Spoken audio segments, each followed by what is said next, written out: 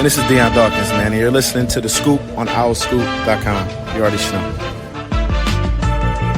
What's going on, everybody? Welcome back to The Scoop, OurScoop.com's podcast, Season 9, Episode 38. I'm John DeCarlo, OurScoop.com's editor, joined by Kyle Gauss, Rymir Vaughn, and Declan Landis. No Johnny's Whiz like Johnny is probably down at Citizens Bank Park, right? Getting ready for the defending World Series champions, Texas Rangers. He's getting ready for them. Do you think he has to run scouting reports? He's like, well, I guess if I make it sound that way. I mean, he's probably making cheesesteaks as we speak. Yeah. Dude's a hard work. Yeah. no one's questioning his workout. What's the quote from Christmas Vacation? So is a dishwasher. So he worked really So is a hard. washing machine. Grandma soda washing machines. Well, it's been a weird recruiting week for the Temple football program. I have a couple of recruiting updates for you guys. A mailbag that's going to kind of guide the show today. And then we will, of course, be talking about the list of places that both Declan put together and some of our subscribers put together that will most likely end up in our Scoop Summer Madness food bracket. We'll talk about that, and then we'll have the seedings in place by next week. Again, just some fun content for you guys. The Scoop is brought to you by Greenspan and Greenspan Injury Lawyers. If you've been injured while on the road or the highway and the crash was someone else's fault, the insurance company is not going to be on your side. You need us, Temple Law grads, who will fight hard to get the compensation that you deserve. We only get paid if we win, so in Pennsylvania or New York, call us today at 215-261-7359. That's 215-261-7359. And you can find them on the web at greenspans-law.com. That's greenspans-law.com. Declan, your brother is going to play volleyball at Eastern? Yeah, he is. He's playing we're recording on Tuesday. He's playing his semifinals for the volleyball championship today. So we're hoping he leaves for Eastern a champion. It's going to be even quieter over on Eagle Road at Eastern because across the street, Cabrini is now closed. That's where I spent my freshman year. Kylie Kelsey delivered the commencement address. So what has Villanova decided what they're going to do with that property? No, I don't think so. Because I think the initial thing was, athletics, but then there's so much NIMBYism in Villanova that it's not going to happen. So I don't know. I'm looking at Eastern's men's volleyball schedule. I'm going to be honest, Declan, there's some universities I didn't know existed here. Yeah, University of Valley Forge. Oh, I didn't know that was a thing. Apparently there's a university in Phoenixville called University of Valley Forge with the Fighting Kevin Nagandis. So that's not to be confused with Valley Forge Military Academy. Correct. University of Valley Forge. This is coming from somebody who used to deliver pizzas far up north enough that it probably was Phoenixville. I had no idea there was a university. So this is news to me as well. But you gotta, like we're talking about on Twitter, between Phillies, Mets, and Braves fans, you gotta play who's in front of you. You gotta play the schedule you're given. Are we discussing this? I haven't discussed that on Twitter. No, but it's all over Twitter, and it just makes me laugh every time. Is Sam Newman involved, former OurScoop.com staff writer? Sam Newman? Yeah. To my knowledge, no, he stays away from Phillies fans. For the most part, this isn't speaking out of turn. I'm sure Sam would acknowledge this. For the most part, I agree with 95% of what Sam says. I just don't feel the vocalize as much as he does. Yeah. So when he does, I'm like, all right, Sam, you can fight the fight for me. I appreciate having a mouthpiece. What about famous number 38s, guys, before we get to on and around the state and then get rolling with our agenda for the day? Ubaldo Jimenez, when he was real good with the Rockies. Arguably the shittiest person to ever throw a Major League Baseball. Curt Schilling? Yes. I was going to say there's a lot of people that fit that bill. What about he was Kyle, let me see if you remember this one. You were probably a kid. Played fullback for the Eagles. Was a bit of a sort of like a fan favorite, like early 2000s. It's not. Was he like a lifetime Eagle? Was he got this here for a couple of years? I can't remember if he was around here for like 4 or 5 years. That's very much an approximation. The second you say his name, I'm gonna remember it. Owen Schmidt. No, Owen Schmidt was 2007, 2008. Initials are CM. No. Cecil Martin. Cecil Martin was a fullback? Oh, yeah. I did remember this. I remember this from Madden 2002. Didn't Cecil Martin also play with the Raiders? Am I making that up? No, I think you're right. No, I made that up. Yeah, okay. Yeah, I remember him from John Madden Ritchie 2002. John Ritchie played with the Raiders. And I'm probably thinking of Charlie Garner, to be honest. Did Cecil play with? He went to Tampa Bay for a year. Oh no, Cecil Martin did play with the Raiders, Kyle. Played with the Raiders and the Bucks, and he When played. did he play with the Raiders? Oh, he never actually played with them. Looks like he signed with them in the offseason. Practice squad. Yeah. Okay. Yeah. Oh yeah, that sounds right. Because my dad's a Raiders fan, so I feel like I remember that being, oh yeah, you signed the Eagles fullback. But man, in 2002, when everyone else was, getting used to Vic just styling up people, I was Cecil Martin. We're 3 yards in a cloud of dust. The NBA players have 138. Wow. Really? That is a bad list. It's like end of career Kwame Brown. Usually a sign. It's usually a sign that we're near the end of our season. Temple, didn't Cody Booth wear number 38? Before he changed positions? Yeah. Because he ended up having like 1 year where he actually like played on offensive line, right? Let me see. 38 is such a weird number. Yeah, it's a bad number. Unless you at home wear 38, then it's a great number. Yes. Whoever is listening. And if we ever make it to season 38, that's a great number. Oh wow. God, if we're on season 38, it's because we've somehow advanced technology that we can talk to ghosts. Because there's no scenario. In your head. There's no scenario where I, as a living person, am on 38 seasons of the Scoop. We're at least making a Kyle AI. Yeah, that's keeping fair. your memory alive. I won't sue you like Scarlett Johansson is suing. Well, you won't be able to, so don't worry. Due to my death. Well, Kyle AI still tease Johnny relentlessly. Oh gosh, if there's 38 seasons of Johnny on this, oh man, the world's oldest bat boy. It's what the listeners want. I'll be so angry. Bat Senior. Declan, did we get 1 to 10 grades from your mom? I think they wanted to save everybody's feelings. They did like the episode though. They just didn't want to pick favorites, and that's what I'm going with. Oh, okay. They were upset with you. I don't think so. I think You it was said just you said the shock SEX value. word. Yeah. It was the shock value, I think. Mm. I got one. A defensive back whose son played for Penn State and played well against Temple. He also played for Penn State. Defensive back at Penn State who also played at Penn State. His son was a fullback by call. You see, son was either a linebacker or a fullback, running back. So fullback, yeah. Look at me. Last name starts with a Z. Oh, Mike Zordich. Yes, 38. There we go. That's a good one, Kyle. Real good one. Legarius Sneed wears 38. Really? Yeah. 2-time champ. And then the number 1 in career AV is Eugene Daniel, defensive back for the Colts back in the 80s and 90s. Oh, wow. Okay. I missed Lester Hayes last week. Number 37, played for the Raiders back in the 70s and 80s, I believe. Yeah, we all noticed. We didn't want to dogpile on you. I just figured, The just live and embarrassment let it of go. death. Yeah. Yeah. Somebody I definitely know. Our friend Ari, who a longtime Scoop listener and Al Scoop subscriber who listens to us over in Israel, pointed that out to me. And Nice. I was told him that I was talking about it before the pod and I forgot to mention it. So I appreciate him pointing that out. Declan, on or around the state? Yes, thank you so much for joining us on another Honor Around the State. To be honest, I had the under for how long we were going to have this segment, so glad to see it keep going.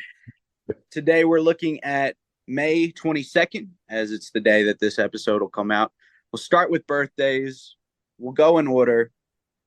This guy on this day was born in 1942. We've actually talked about him on previous episodes, surprisingly. Will Ferrell portrayed him on SNL, and he was not a good human. What? Harry Carey. No, good guess. Born in 1942, not a good person. We've talked about him on previous episodes. Will Ferrell portrayed him on SNL.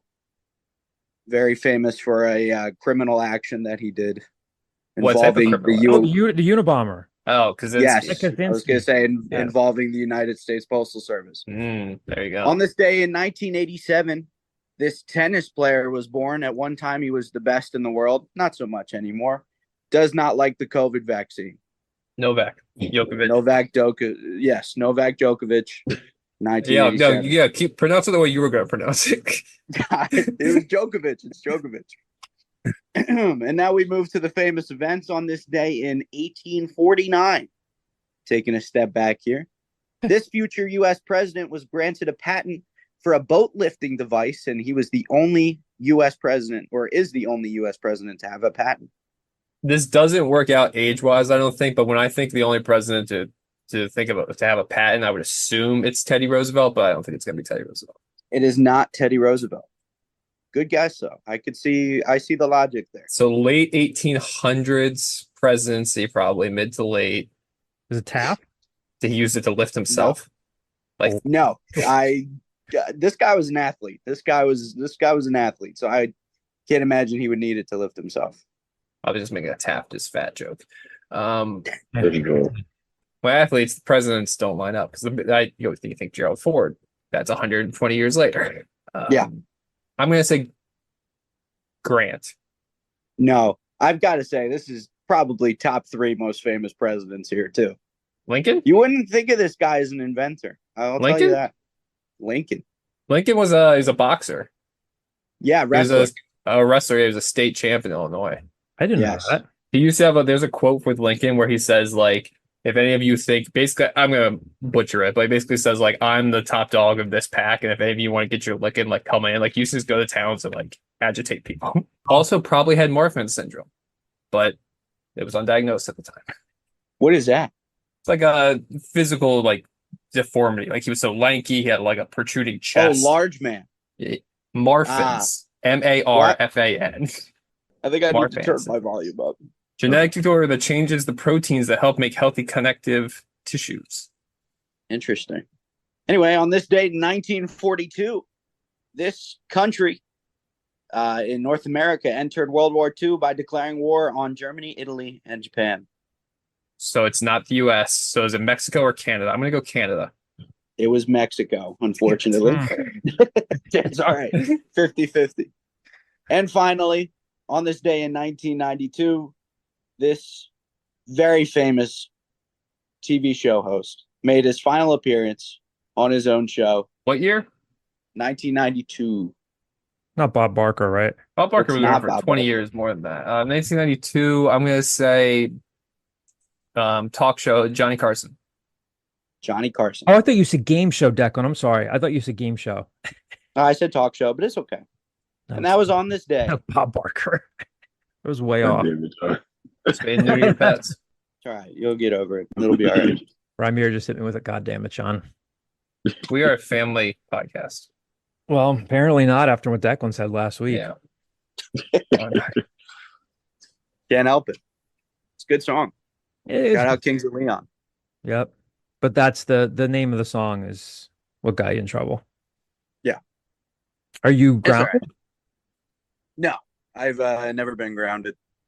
Good Ever? kid. Whole life? Whole life. I don't believe that. Look, you can believe what you want to believe, but I've never been grounded. I don't know about grounding, but a lot of the ways that we would be like punished in the 80s and 90s now are apparently not approved and they're not good. Like, not obviously, like a lot of apparently a lot of like a lot of them make sense, right? Like I used to get the belt, right? Obviously, that's not good anymore. Don't hit your kids. But even things like timeouts are apparently like they're not constructive. Like you're just wasting both your times. That doesn't stop me. That doesn't stop me from putting Jordan in the corner sometimes. It happens, but apparently studies show that it's not best use of your time or their time. That makes sense, to be honest. Timeouts. I've never understood timeouts. I mean, I get it. Sometimes you need a break, but I think what does that do? I think that's more of the result of it. Like I need to lower my temperature as well. So like, please get out of my sight for. Yeah, it's a two-way street. It's a two-way street. And then I know where you are for this selected amount of time. Right. In theory. In The theory. worst. I used to get grounded a lot. The worst I ever had was they took away my Game Boy Color one time, and they put it on top of our china cabinet. But then they didn't tell me where it was, and then they forgot where it was. And then fast forward like 2 weeks, they just assume that I lost it. So for years, I'm like, where the hell is my Game Boy Color? Where's my Pokemon Blue? Like, what is this? Oh, you must have lost it. All this crap. I end up saving my money. I buy a new one. We move a couple years later. They move the China cabinet. Years worth of dust on top of that thing.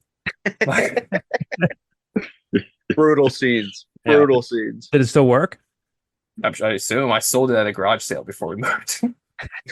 Nah, I feel like they owe you the money back, to be honest. Yeah, like I literally I had to save up. I saved up for like a Game Boy Advance SP. I'm doing all this stuff, like mowing the lawn, all because they screwed up.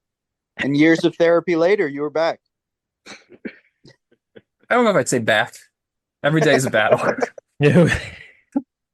Can we have Chris or Diane on the podcast next week to talk about? Oh, you don't do that. You don't want that. Diane just turned 40. We had her 40th. Got shut down by the cops. Happy birthday. Yeah, noise violation. Not shut down. All right. They didn't come in and flip the circuit breaker, but they made them shut it down. I mean, we should say, are we that far off potentially in a couple of years from talking about your nephew as a yes, we are that far off. Until he can. You tweeted about him, which was sure funny. Because rising tides lift all boats. Like, it's beneficial for him to also continue down this path. But we also have to humble him at times. And but yes, my nephew Ryder is entering Downtown West. He is a good football player. We will see if he continues to be a good football player. He also, loses to me quite often. So, in what, basketball? Physical feats of strength, leg wrestling, regular wrestling. We tried cracking eggs with our hands the other day. Neither of us could do it. Just like breaking an egg in your hand. Stronger than you would think. Wait, you couldn't crack an egg in your hand? Go get an egg, John. Go get an egg. Hold it in your hand and see if you can just crack an egg in your hand. Not on a pan or a one hand thing with just like squeezing an egg. This is video content. We gotta wait. We gotta say this for YouTube. Yeah. I'm telling you're not gonna be able to do it. Well, we're recording the video, so we might as well. I will try it later. I made eggs yesterday morning and I should have done that, but I definitely hit it against the side of the sink. So it's for next week. Temple's football program last week on the script had Collin Vaughn commits to Temple and shows Temple over Utah State. This week, reverse card. Yeah. Bam. Back to you. Collin Vaughn decommitted from Temple and is going to, or has he announced already for Utah State? He hasn't, but he's going to Utah State. Utah State came through with about $8,000 in NIL money to get him to change his mind. So this is how it is in the transfer portal world. Teams are looking for quarterbacks. They're looking for defensive line help. And changed his mind pretty quickly. So we had some audio from him on the scoop last week, but he's going to Utah State. So unless he changes his mind again, but Temple, if he sticks with Utah State, he'll end up getting to the link after all. He talked to me last week or a couple weeks ago about how big of an Eagles fan he is. So he'll still get to play at the link after all. So, but yeah. Thank God for small miracles. Scoop subscribers, keep your eyes peeled. There probably will be another verbal commitment for football a little bit later this week. So stick with owlscoop.com for that. We'll, of course, keep you posted on any other developments as well. On the basketball front, Temple did host Southeast Louisiana's Roger McFarland, really good wing guard, averaging more than 8 rebounds a game, an improving three-point shooter, a strong guy, about 6'5", 205, 210, had taken an official visit to Temple and then took an official visit to Boston College. He ended up committing to Boston College yesterday morning. We're recording this on a Tuesday. So I know that some fans are saying, where are the bigs? Where are the bigs? They need another big. I get that, but this is a wing that likely could have helped them. Just, again, a guy that can get to the rim, like I just said, improving shooter and a very good rebounder, kind of really could have filled what guys like Jaleel White and especially Jordan Riley were doing, but he ended up choosing Boston College. Again, just keep your eyes peeled that Owl Scoop will have the latest recruiting news for you, along with future installments of our Getting to Know the Owls series as well.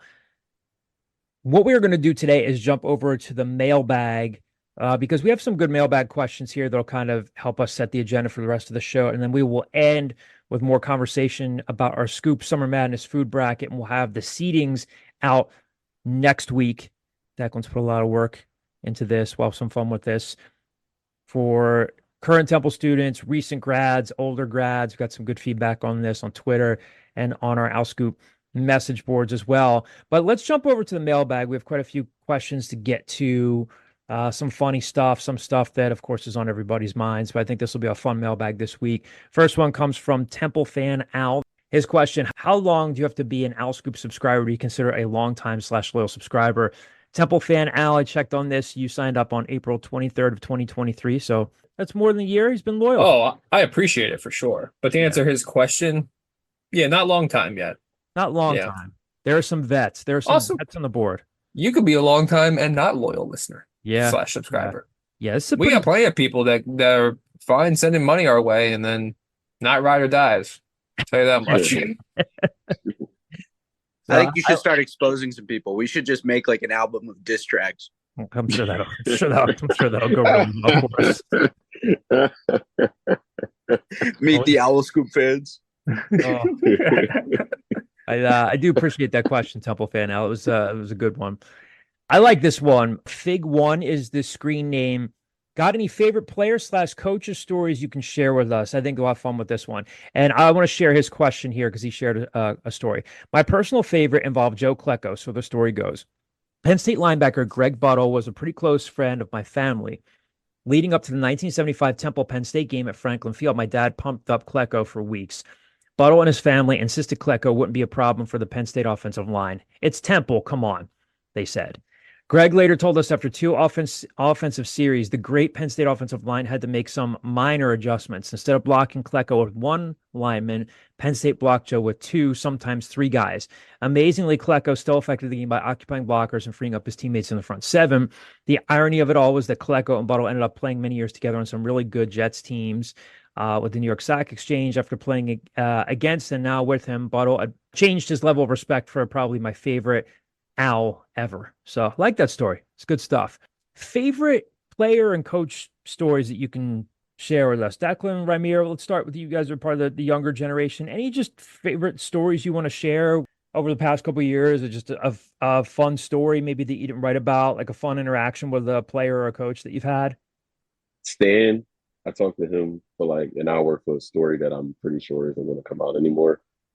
But it was good and like nice getting to talk to him and getting to know him a little bit and see that side of him like off the field and off the sideline and stuff like that.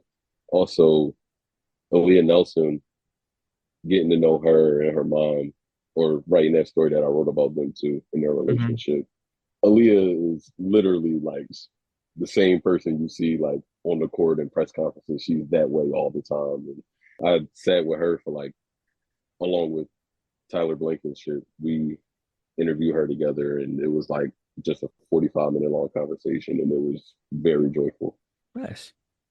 I would say one of my favorite interactions was meeting Adam at the press conference when he got introduced, and then he came to the Cherry and White game, and Rich Berg, who longtime Temple football SID, I was at the time the sports director for WHIP, and we were doing a broadcast during the game. And I was like, Rich, if you could help us out, anybody we could get on air, we'd love to do. And I was producing the broadcast. So, I was in charge of making sure we were on air, making sure the guys sounded good. And we hit our segments and did everything with that. And Rich comes up to me and taps me on the shoulder, and I take my headphones off, and he goes, "We've got Adam Fisher. He hasn't interviewed anybody yet. Would you want to talk to him?" And I was like, sure. And so it was the next like 2.5 hours of Rich chasing down Adam while he was running up and down the sidelines and getting to know everybody. And Adam came up, and he was the nicest guy. So we were technically the first, I guess, interview with Adam Fisher as the head coach. So that's at least what they told me. I don't know if that's true or not. I'm not going to fact check it. I'm going to believe it. But it was cool that he made time for us in that moment. So, what about you? Well, I've got a couple that come to mind that I don't think we can say on the podcast, but the one that I will say that I just found interesting was for people that don't know, I used to work at Temple University Hospital, and I used to obviously park on Broad Street. And one time I walk out and I see Fran Dunphy just at Broad and Tioga, looking confused. I was like, "Hey, Fran, what's up?" Talk to him. Ends up talking to him 5-10 minutes. He talks to me about like a big man that Villanova is bringing in, how he doesn't think they can play at that level. Spoiler, he was correct. They ended up transferring somewhere else, all this stuff. And then at the end, he goes, "By the way, where can I park around here? I have no idea where I'm supposed to park." That's why he was just stuck there. He had no idea. He's like, "I'm idling my car. Like, where can I park?" So I ended up helping Fran Dunphy find parking up at the health science campus while also getting details on Big East big men that weren't going to pan out. Remember that. I remember you telling me that. So I've got 3 that I can think of. I'll try to get through these quickly. And there are a lot that come to mind, but I'll narrow the list down here. One involves Aaron McKie when he was with the Sixers during the 2003 season. I was freelancing for the Sixers website and doing stuff for their game programs and stuff like that. And the team wanted me to do this story about Aaron being the quintessential Philly guy, having gone to Graz, to Temple, then coming back and playing for a guy like Larry Brown in the city. So they have the pregame availability before the game gets started, and that's a better time to talk to players for features. So Aaron was there well before anybody else. He's stretching, doing his pregame routine, and we sit down to talk, and there's just a loud music blaring in the locker room, and it's coming from right next to Allen Iverson's locker. He had like this basic like stereo setup there where you just open a panel of the wall, and he had this stereo system. And I asked Aaron a question, and he goes, "Hold on a second. Are you going to be able to hear any of this?" It's like, "Nope." He goes, "Hold on." Goes over, turns down the music. We talk for maybe about 10 minutes. About 10 minutes later, Allen Iverson comes skipping into the locker room, skipping in and dancing around, looks around, and says, "Who the bleep turned off my stereo?" Aaron looked at me and laughed. We didn't say anything. Iverson goes back over and turns his music way up. Aaron looks at me. He goes, "Have everything you need?" I was like, "Yep, that'll have to do." So that was that made me laugh when I think of that. John Chaney, I have a million John Chaney stories like most people do. One that sticks out to me, I was sitting and interviewing him about Ron Wollerson, who I got a chance to catch up with when they honored the 2001 team. And Chaney used one of his famous quotes when he liked to complain. And he liked to complain about guys that he cared about. So I'm sitting in his office and I'm asking about Ron Wollerson. And before we even get more into Ron, Pepe Sanchez pokes his head in, drops his head into the office. Chaney yells at him for interrupting us. And that he told Chaney that I think the Sixers had put him on the injured list when they were making their run to the finals. And Chaney was like, he said, "Well, coach, I'm not hurt. He goes, "So what'd you expect? They're keeping you around." I think it was the 2001 team. No, because Pepe got traded for Dikembe. He was on that trade with Theo Radlow. It wasn't that team. And then I forget what season. Would have been the 2000 season? It would have been he was on the Sixers team that went to the finals. He just got traded prior to it, right? Okay. All right. So yeah, right. he was saying something about being put on the injured list. He wasn't really hurt. And Chaney was like, "Quit your complaining. You're in the NBA." A lot of guys would kill. And he's like, "I know, coach." And he's like, "Oh, I'm busy. Get out of here." And I was like, "No, you totally could have gone and talked to him." But he keeps going, and he starts talking about Ron Wollerson, and he used a line which I'm sure he's used about other players, and he said he needs to be a better scorer. And then he said, Ronnie could put his ass up on the basket and drop himself through by using a switch, and he still wouldn't be able to score. I kept laughing, and he's like, "I want you to print that shit. I want you to print that." And I was like, I don't, coach, I don't think I will. He's like, "No, trust me. I want you to put that in there." And I just kept laughing. I think I lost my train of thought for the rest of the interview. And the third one I thought of when I looked at this question, I've written a couple of sample chapters for a Temple football book that I will probably just publish into an ebook at some point. But 2 chapters I did. One was about Notre Dame week. So I was talking to Tyler Matakevich for the Penn State chapter, and he's told this story before, but that was a lot of fun because I got to talk to those guys one-on-one just about that week. Talk to PJ Walker, talk to Hassan Reddick, and talk to Tyler Matakevich. And when I was talking to Tyler about that game, he was talking about Phil Snow's pregame speech either the night before or the morning of the game. And he's like, guys, here's how it's going to go. We're going to have to weather the first couple punches from them. They're going to score on their first drive. They're going to score on their second drive. And I'm very much paraphrasing this. He's like, they're going to go up something like 10-0 before we fight back. And that is literally exactly what happened. And Tyler was just talking about how much of a genius Phil Snow was, and just, how he basically scripted that out, and not scripted intentionally. I'm sure he would have loved it if Temple had gone up 27-0 and then won 27-10. But he basically predicted exactly how that was going to go. So that was a cool story. I'm sure I'll think of more, but great question. Fig one, appreciate you sharing the Joe Klecko story as well. So we got a few more here from the message boards. D-Blaze75, two-part question. This is for basketball. Your starting five with the roster today and the first two off the bench and who they are subbing for. So we'll go with that one first. So let's go with, as Temple's roster stands now, who's your starting five and the first two players off the bench, and who are they going in for? I think my starting five, I'm sorry if you heard typing, I'm typing this out so I don't forget somebody.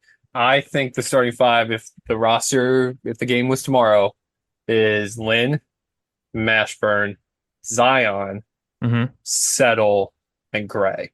It does leave them a little small in the front court, like weight-wise, absolutely, but that's the way the roster is constructed right now. With that in mind, off the bench, Shane Tzidoni, I think, is going to play a lot as the sixth man. And then, just because I think they're going to need a body, I would say Dylan Battie currently would get a lot of run. I think hopefully they bring another big guy in and you can shift people down a spot, but that's what I would say right now. I would go Lynn, Jamal Mashburn. Did you say Jamal Mashburn Jr., Jamal Mashburn Sr.? Start them both. No, I think I would have Jamil as my second guard off the bench right now. Okay. Yeah. Lynn Greer the third, Jamal Mashburn Jr., Zion Stanford, Steve Settle. Yeah. And Gray, Dylan Battie, and it's exactly what you said. And then you don't have to worry about playing Aiden Tobias, and right away you bring Jamil Brown off the bench. Hopefully there are some better looks for Matteo Piccarelli. Right. The way that lineup is currently constructed, if that's what ends up being, that's a lot of shooting off the bench, which is a good thing. Like Shane can shoot, Jamil can shoot, Tobias can shoot, maybe not right away, but like they have shooting off the bench. Then hopefully Matteo is in more of a role where it's 15, 20 minutes a game, just come in and start shooting threes. And with Battie, you're just the athleticism is there, and just like most freshmen with Battie and Aiden Tobias, and it's just getting them in here this summer, getting them into a weight room, putting some weight on them. I mean, Aiden Tobias's got a very, very good looking shot, from the way he gets off the ground to the way he releases it right off his fingertips. Just needs to put on a little bit more muscle. But Declan Ramir, any changes to that? Anything you would do differently?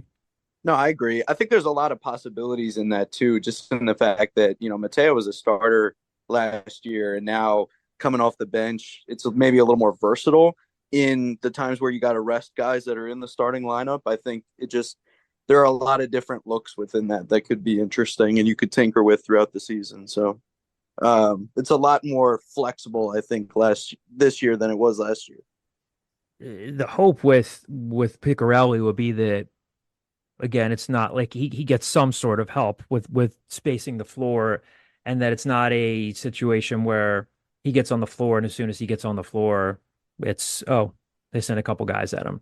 It's not the only shooter now. Yeah. The second part of D-Blaze75's question, can Temple realistically win the American Athletic Conference with this current roster, or whoever they may add with the remaining one or more spots? It really depends on who those last two spots are. If they use both of them, I think a guy like McFarland could have helped them. They bring in any big, and again, it's not going to be an elite big. Those guys are going for $400,000 or $500,000 on the open NIL market, but it depends. If it's a difference-making big in that they can be a rim protector, if they're an intriguing international player, or if you add a talented wing, sure. I mean, I think there's more talent on this roster. I think Kyle just kind of hit on a key piece there, where if you go with his starting five, you bring a lot more shooting off the bench, where you might be able to spread out some more minutes, not have guys that are completely gassed. Could they be like a top 5 seed maybe? But yeah, obviously one of those last two scholarships would tip the scales in my favor depending on who it is. Right now, I don't think they win the American, but I think they're a heck of a lot better. Counterpoint, we didn't even think they'd make it out of the second round this year. Mm-hmm. So I would just say on paper, probably not, but also who even knows? My entire perception has changed now. So I think they have the coaching to get it done. I think they're a more talented roster, but it all depends on how they play, obviously, when in the later parts of the season. So, like you said, I think they'd get a little more well-rounded with those last 2 scholarships, and maybe it's a little more convincing. But I don't even know what to think about this team. So, yeah, I mean, it's May 22nd when you're listening to this. Yeah, I mean, I would agree with that. On paper, I think they are a better team than they were at this point last year, legitimately, because I think, especially if Jamal Mashburn Jr. is able to bounce back and be healthier, then you're adding somebody that has the potential to be an all-conference level. That being said, what if his hand what if he's still having lingering effects from his hand? What if they don't add somebody to kind of fill out some depth in the front court? What if they can't get a rebounding wing? It is weird for us to say, yes, they're a more talented team when they lost 3 starters from that team. But, I mean, if you're an optimist, you say, hey, look, they were playing good ball down the stretch. They were kind of finally starting to gel together. And now they're a year into the process. They were able to target people that fit their culture and their system, so they should be better.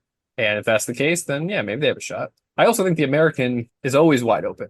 Yeah. There's not the Memphis is your closest thing to a marquee program, and Memphis craps the bed every March. Yep. So, the American is always wide open. So once you get to Fort Worth, then, anything could happen. So, yeah, I don't think they're out of the running already based on the way the roster is constructed. I don't think anybody thought that UAB was going to be terrible, but I think that at the same time, I don't know that people thought that UAB was going to be as good as they were, but credit. Yeah. And South Florida. South Florida got blown up. Yep. Wide open. We'll get to the next one. Kyle, this looks like this is actually directed at you on Twitter from Pro Better 4. Looks like he just has you tagged on this. What is your take on the QB situation? If Forrester, and by that I think he means Forrest Brock, if Forrest Brock or Evan Simon start, and we keep missing out on other QB transfers we're talking to, what is the ceiling for wins this upcoming season? Well, since it's only directed towards me, yeah, to be honest, if Forrest Brock or Evan Simon, the way that they are right now with the roster constructed the way they are, then the ceiling is probably 3 or 4 wins, right? I don't think, actually, I don't even know. I mean, I really don't. I don't know if the way that I think if Temple is successful this season, I think it has very little to do with the quarterback. I'll say that. Yeah, no, I think if they are successful, it's because the defense has had so many players. Mm-hmm. They added playmakers in the defensive secondary. They have a lot more depth at defensive line, and it finally clicks. And maybe they're a 2014 Temple team where you're okay, they muscled their way to a decent record despite being really bad on offense. Yep. Mm-hmm. If that being said, if all of a sudden a surefire starter shakes free and you have somebody that can replicate what EJ Warner did the past couple of years, then obviously they would take that too. But I don't think, obviously it matters because it's the most important position in sports, but I don't think it's going to necessarily sway this position, the win total that much. I think their bread and butter this season, if they're going to be successful, has to be on defense. Well, you made a point a few weeks ago saying that they were still a bottom of the country offense with EJ Warner quarterback. Yeah. Again, we're not trying to besmirch his character or say he was a bad quarterback, but a lot of other things have to go right around you, a different time, a different era. But Temple got to its first bowl game in 30 years, starting not the whole season, but Von Charlton starting under. Yeah, they also had an NFL running back, sure. But right. Yeah. Bernard Sanders, talent on defense. And a senior late in offensive line. Right. So those are the two things. Can you identify? I'm not saying that by any stretch of the imagination that this roster rivals that roster, but no, I think you hit the nail on the head there. That will kind of dovetail nicely into D-Blaze 75's other question, and Kyle kind of touched on a couple of these points already. For us negative Al Scoopers, please name some reasons to be optimistic for the upcoming football season. I think we had this question a couple months ago. Yeah. I seem to remember somebody being hey, I haven't been paying attention. Why should I be optimistic? I just think, to be honest, it can't be much worse. Legitimately, football-wise. You're in a stretch of 4 years now where you've won 10 games. It can't be that much worse. So, I get that people, if you're negative, like he identifies himself as here, you go, oh, they lost X amount of starters, and oh, they lost this and they lost that. They weren't good.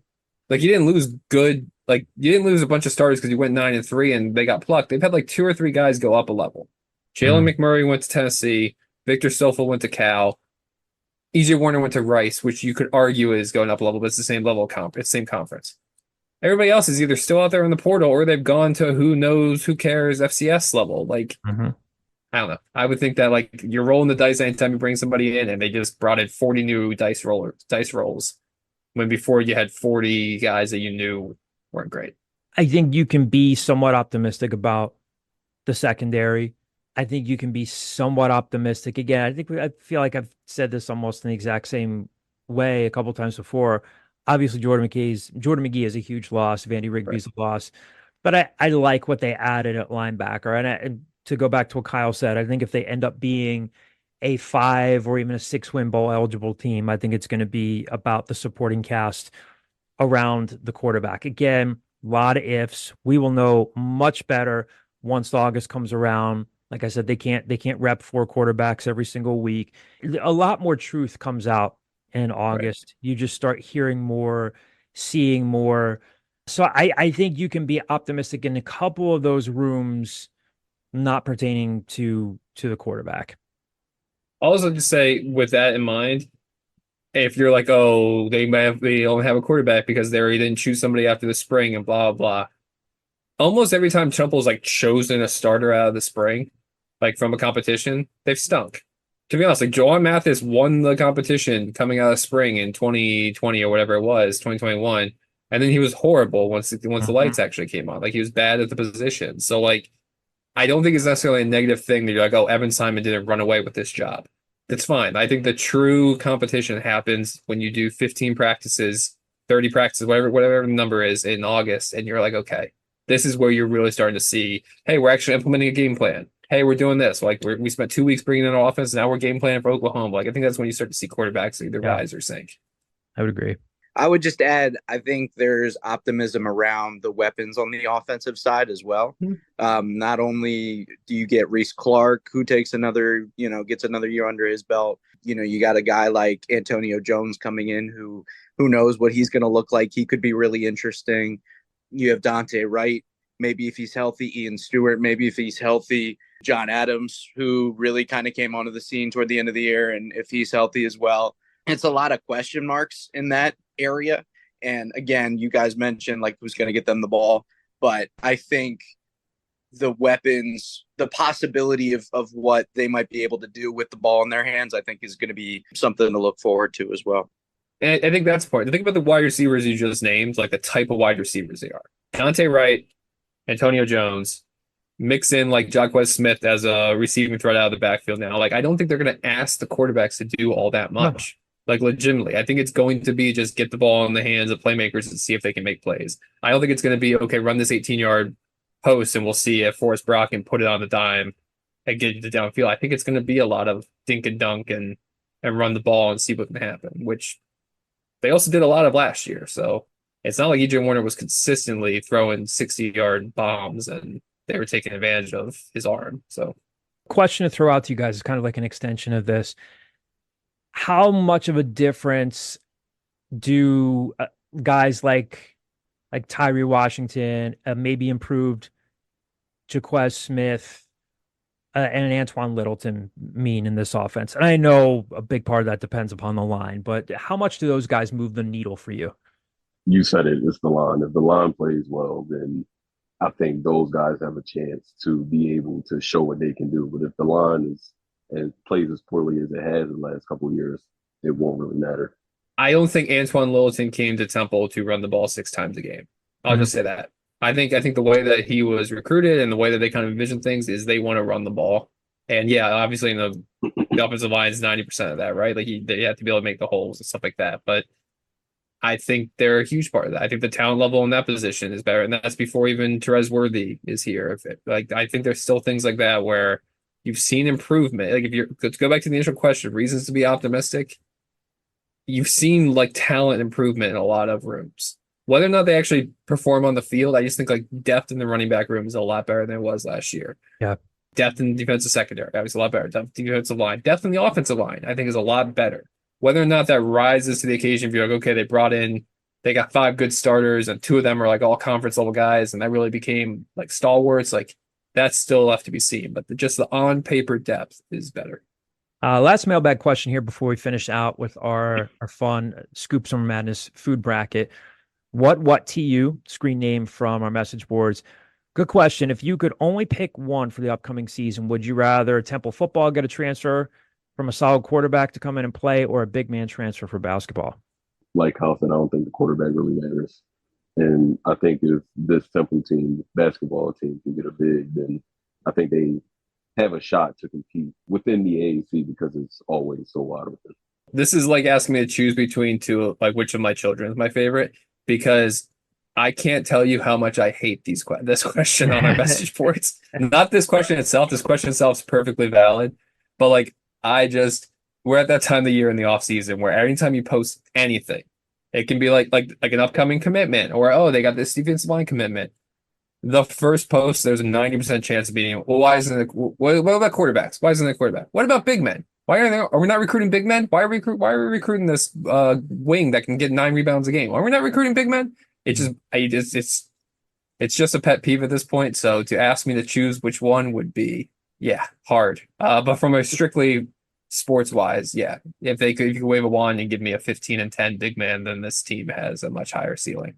What do you think, Declan? Yeah, 100%. I mean, it's really not close for me either. I like, for the reasons that you guys said, it boosts that team way more than it boosts the football team to get that big rather than getting a solid QB. So I'm going to play devil's advocate and go with the quarterback, and here's why. Could a big help Adam Fisher's program? Absolutely. But could they potentially get away with playing a little bit smaller with, obviously, Steve Settle's a tall, skinny guy, but he can block a few shots. Elijah Gray can step out, be a wing, but he's about 6'8" or 6'9". Dylan Batiste intriguing. Don't get me wrong. A big could help them. Absolutely, positively. I think the one thing that both these situations have in common is what's left on either front, both for football and for basketball, especially on the football front. Having said that, if you're Stan Drayton and you can get a guy who is maybe like the number 2 at a good program, or an FCS guy that's out there, I think it's more beneficial for the football team. Again, I'm not opposed to the idea that maybe, Evan Simon or Forrest Brock, they get better in August. I think if they do go into the season with these quarterbacks, I think one's going to start the season, but you might see someone else in there by week 3, week 4. But I would be a little bit more intrigued to see what Danny Langsdorff could do with a quarterback where they're like, okay, this guy makes a difference. I think if Adam Fisher does not get whatever he feels to be a difference-making big, I don't think all hope's lost for them this season. That's my rationale for it, but good question. That makes sense. Yeah, I just kind of going off your point, though, that's what kind of reinforces with the big to me, though, is I think you can develop a quarterback. Yeah. I think if someone has arm talent and look, it's just like, hey, they haven't seen live bullets and we got to get them used to. I'm not saying you can turn this guy who looks lost week 1 into an all conference guy by week 7, but I've seen quarterbacks get better at Temple, period. I think it's harder to be like, now I'm going to teach this guy how to be like a scoring threat down low. They really haven't had that much success in developing bigs at Temple to be like, okay, this guy went from being lost, couldn't tie his shoes, to all of a sudden he's giving me 15-10. I think it's position with scarcity wise, it's harder to develop a big man. I would say it's even more simple than that too, Kyle. We kind of saw this year, so you can't teach tall.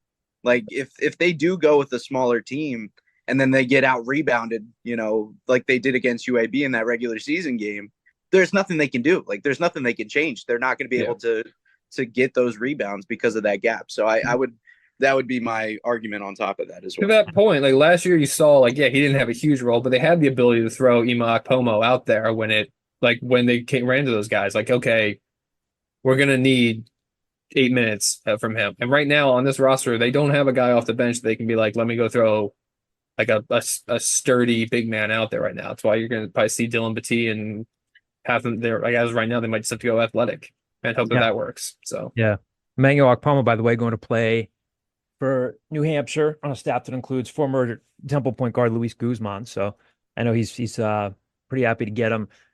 Let's close things out with the Scoop Summer Madness food bracket. So Is that the name we're going with? Summer Madness? Summertime Madness? Can we do Summertime Madness? Just for you, yes. Yes. Yeah. If we do this again toward the end of the summer, we'll have the remix. The remix, yeah. Yeah.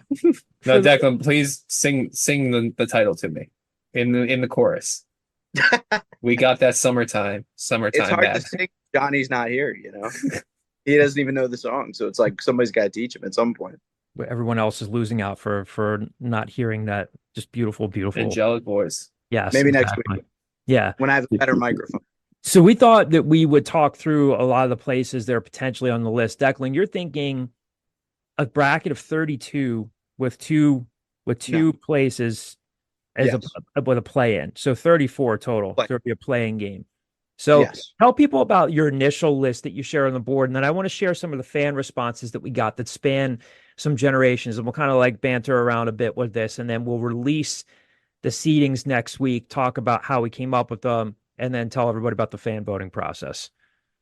Yeah, so the original list was, a lot of it was kind of pulled from the bracket, as we mentioned, that we made last year. If you want to hear more about that, go to last week's episode. We talked about it.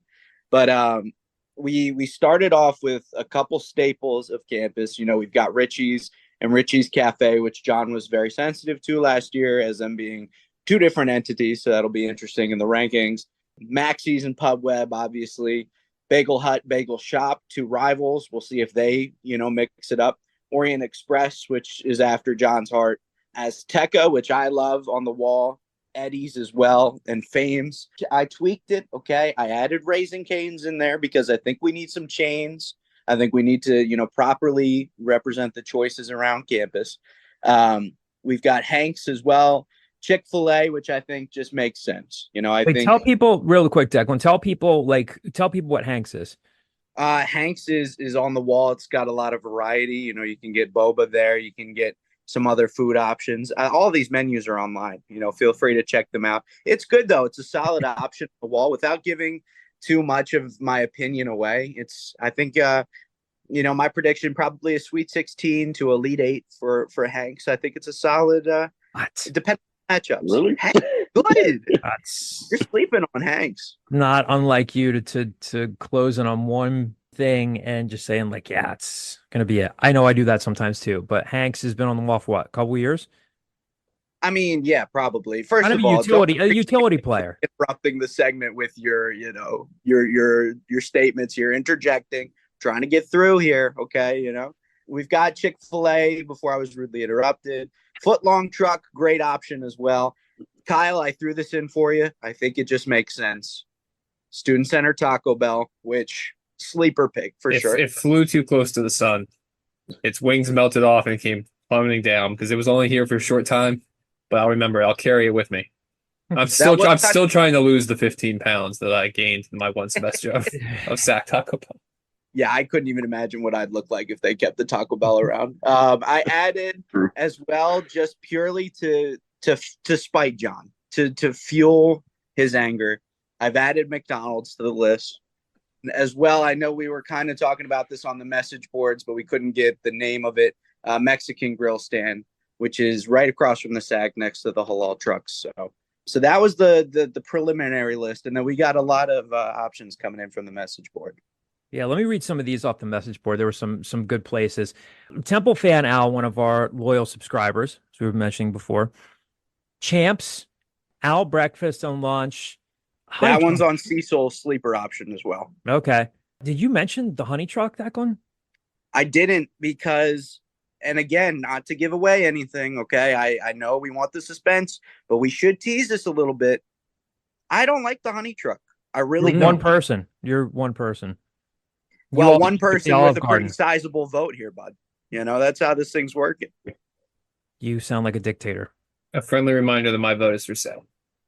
Yeah. And mine as well, actually. I'm willing to open myself up to it. But if you're I'm just saying, we're all voting on this, like, not a dictator. Yeah, what's the format? Is the format that we're voting or the people are voting?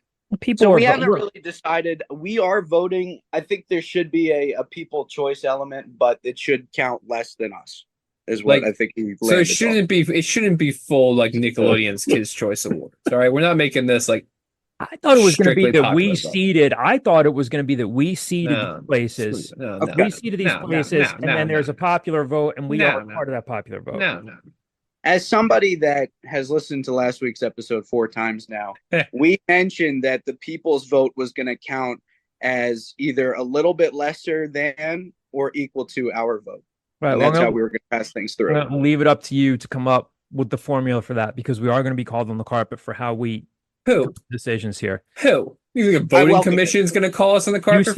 You sound like the reporter. I am the law. Auto insurance commercial. Who's talking to Tyrese Maxey? Who?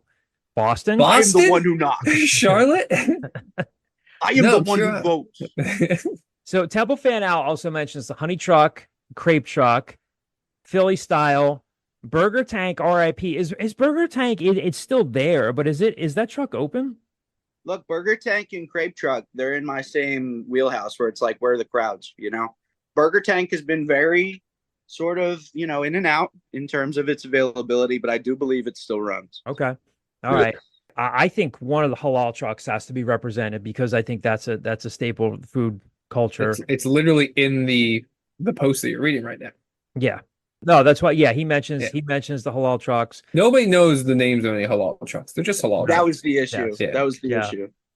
Esther Boyer mentions ties need to be at least a 2 seed. The only spot on campus where the owner is the logo icon. Ties Vietnamese is a very good place on the wall. Great pick, Esther Boyer. TU Al's 37 Mega Fry Pizza at Owl's Nest was goated. So Owl's Nest was a longtime pizza place. Declan and Rymir, it disappeared from campus before you guys got there. But this is where I think why. You do have to balance things out with some of the older generation. Yeah. Owl's Nest, Park Owl. Which, by the way, before you keep going, was actually nominated by user Vanter, I believe, VANTR. So it's already on the Owl's Nest and Noshri. Noshri was a place that was like sort of like a healthy place with like paninis and wraps. It was fun. No. Wasn't it like No. They sort of like breakfast food and crap most of the time. Yeah, but it's not the place I'm thinking of that like where you would walk in there, but you would smell like the place. You'd smell like it for weeks. Yeah. I used to get when I worked at the tech center, I would do like the Thanksgiving sandwich where they put like the cranberry and the stuffing and all this in like one thing. Yeah. And I'd get it and I'd mix it with also throw in like French toast in this. And then it would just smell for days. I made the mistake of going there. I think somebody from like institutional advancement wanted me to go over there for a meeting and said, "Hey, let's have a lunch meeting at the Noshri."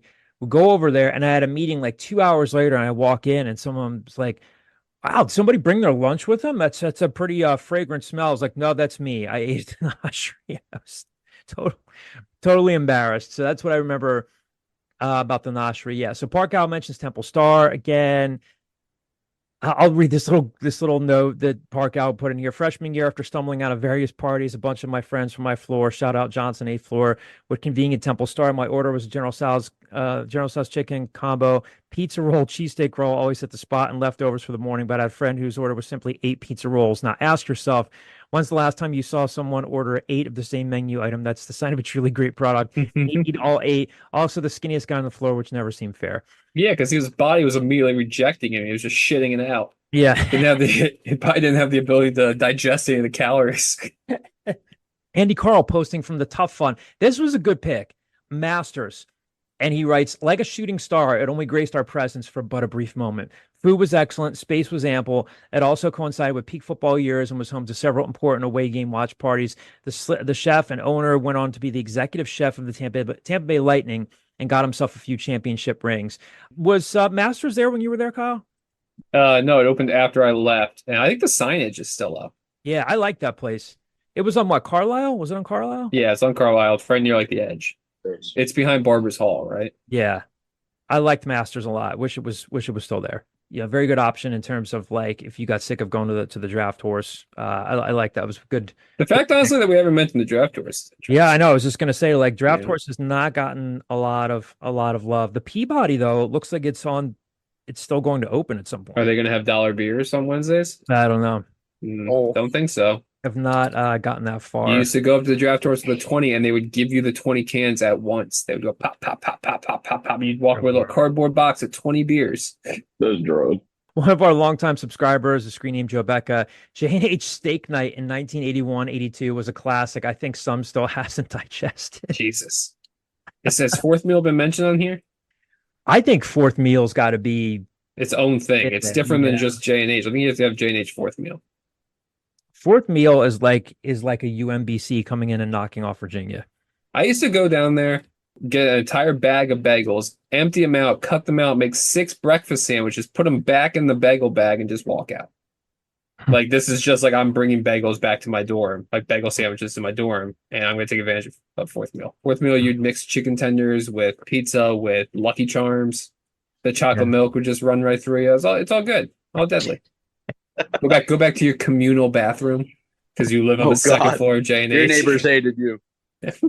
I still want the name of the place that was there when I was there that had your choice of Chinese food or donuts. I thought somebody answered on the board. It's like 2 names, John and Kate's, +8. I don't remember that being the name of it, though. You know who would know, John? Who? Claire. Yes. Claire needs a vote. Your mother-in-law, Claire McNicholas, needs a vote on this. She would have like a random story from 1978 before she left a Bell phone about this restaurant. I think I still have some of their stuff in the freezer. It's still good. All right, so Declan, take us home on this one. How do it's going to be a field of 34 with a playing game. And you have dictator vibes, just really like real strong vibes here. I'm going to push back on that because I said we should do this on the show. And you said, "No, you do it yourself." So real strong dictator vibes. Ooh. Why don't you take a deep breath there, bud? Also, real quick, the closest we saw Declan get angry at John was the start of this podcast. You could tell he didn't want to reveal it, but he was a little annoyed that you were just like, "Oh, by the way, let's do most of this next week." You could tell he was a little perturbed. Like, great, I didn't just waste all my time doing this crap or anything. It's not time wasted. It's annoyed. Yeah, it's preparation. You asked him something, he goes, "Okay."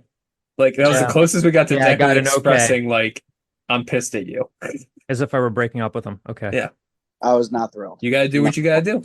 Remember the good times. We'll work through it. But right now, I just need my space, You need your space. Is a rebellion brewing? Who's to say? There could be a coup. Back burner. Tomorrow morning, my login credentials don't work. How long would it take if like there was a coup and we locked you out of the system for you to assume this and not that you forgot your password? Oh, I would assume right away. I assume the worst. Almost immediate. So every time that you forget your password, you think there's been a coup. Well, I was going to say now he's going to forget it. Who did this? Yeah, I would absolutely assume the worst now that you guys have mentioned it. All right, so Declan, what is your vision for next week? Where does this go from here? Well, I mean, obviously we've got to make a bracket here at some point. So I think we're the Owl Scoop team. We're going to put together the bracket. We're going to have the play-in games probably before the pod, and that'll be we'll just have the people decide the play-in game, get them in as the 2/8 seeds, and then we'll reveal the bracket next week on the show. We'll go over the matchups, and then little by little we'll release the first round. And we'll go from there. I think every week we'll have the matchups go through. Whether we want to break up the first round into 2 weeks, I think would be okay as well. We have our 4 regions: the Cheney region, the Dunphy region, the McKie region, and the Fisher region. So we can go region by region, however we want to do it. I think no love for football. Yeah, I'm just feel like you're gonna get ridiculed for that region. Those regions. Well, I put this in the group chat. Nobody responded, so we're going with it. Nobody responded. You keep saying dictator vibes. You've got a lot of power. I try to run everything by you guys. Nobody responds. Okay, Ramir and I were having a nice dinner last night at the Green Turtle. Shout out the Green Turtle. And we were sitting at the table, and I was like, "Hey, why don't we do segments of the podcast? That'd be funny." No, we can't do that. We can't do that. You got to do something that ties into the fan base. So I said, "Okay, how's this?" Spot on. Nothing. Spot on impersonation. Heard nothing. So here we are. You know. Yeah. Now that you've had time to vent, I think. Oh my God. I think.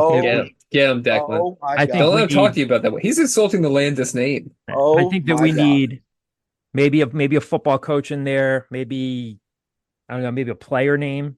What about you do it? Region? You know what I'm saying? Like you do it. You know, like at the end of the day, like Ramir took off his glasses to laugh. It's like, you know, I said, "Hey, John, why don't we do a fun segment? You know, you're running low on ideas for the show. Here's something we could do." "Oh, no. Let's do this. Why don't we do this instead?" No. You do it then. Okay. I've had it. I've had it. I'm done. It's ridiculous. Response, John? Just said, shh. That's not the way to. I know. To resolve a conflict. Declan, I love you. Unreal. I love you, Declan. Clearly. Yeah, you've done a lot. This is the origin of his villain arc. It really, I mean, look, it's been brewing. Oh, it has? Here we are. Yeah, I don't think you've been too close. Like I don't know how to say. I don't think you've noticed that the winds are changing on you, John. The past couple months, there's been anger in the air. Yeah. You think Johnny's the Whizlax at the baseball game right now? No. The therapy. Talking about his anger towards you. He never lets me talk. All Kyle does is try to let me talk, and John never lets me talk. You're gonna say that you've been easy on Johnny. Uh-huh. Oh, nope. I'm saying I set him up to succeed. We can't let that. I set him up to succeed, and all you do is just squash.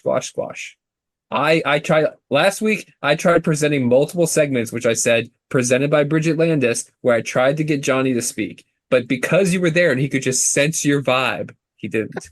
Declan, look deep within your heart here and tell the truth. Did Johnny not say to you, "Why didn't you take my side" when Kyle was coming at me? Oh yeah, he got it. What was that? When? Last week? I thought it was good audio. Last week? I don't think. No, a few weeks ago. Oh, when I told him that his job could be replaced by a golden retriever?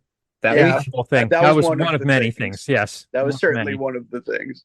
Well, Johnny should reach out to our HR department. All right. Well, next week we'll reveal the brackets. We'll reveal the process. And we thank Declan for all the hard work he's put in and continues to. I would say just trust That was the vibe I got. Trust the process on this one. Okay? Because we're going to get there. Just food bringing out the worst in us. I think it's going to galvanize us. Yeah. Yeah. I also might not be on next week, so we'll find out. But Declan, whatever Declan votes for, I also vote. Okay. Well, thank you for sticking with us for another episode. We'll have more recruiting news and updates for you next week on the football front, perhaps on the basketball front as well. And keep your eyes peeled for our Scoop Summer Madness food bracket, which has gotten contentious. But we'll no, it's not what it is. It's Summertime Madness. Scoop Summertime Madness. It's just Summertime Madness. Presented by allscoop.com. Presented by The Scoop, presented by allscoop.com, sponsored by Greenspan. If you're hurt or injured. All right. Thanks for listening for another week. We'll talk to you guys next week.